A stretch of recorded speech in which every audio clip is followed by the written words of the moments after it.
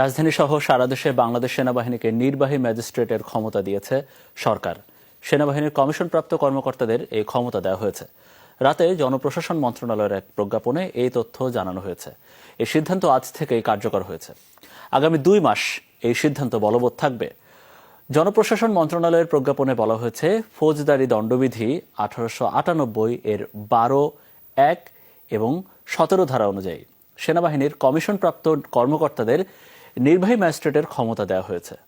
আরও বলা হয়েছে সেই প্রজ্ঞাপনে, ফৌজদারি দণ্ডবিধি 1898 এর 64, 65, 83, 84, 86, 95 এর 2, 100, 105, 107, 109 এবং আরও বিভিন্ন ধরনের ধারা অনুযায়ী সংগঠিত অপরাধের ক্ষেত্রে সেনাবাহিনীর কর্মকর্তারা তাদের বিচারিক ক্ষমতা প্রয়োগ করতে পারবেন। কোটা সংস্কার আন্দোলন ঘিরে ঢাকাসহ সারা দেশে সংঘর্ষ ছড়িয়ে পড়লে 19 জুলাই দিবাগত রাতে সেনাবাহিনী মোতায়েন ও কারফিউ জারি করেছিল তৎকালীন আওয়ামী লীগ সরকার। এরপর ছাত্র জনতার গণঅভ্যুত্থানে 5 আগস্ট আওয়ামী লীগ সরকারের পতন হয়। 3 দিনের মাথায় 8 আগস্ট শান্তিতে নোবেলজয়ী অর্থনীতিবিদ ডক্টর মোহাম্মদ ইউনূস এর নেতৃত্বে নতুন একটি অন্তর্বর্তী সরকার গঠিত হয়।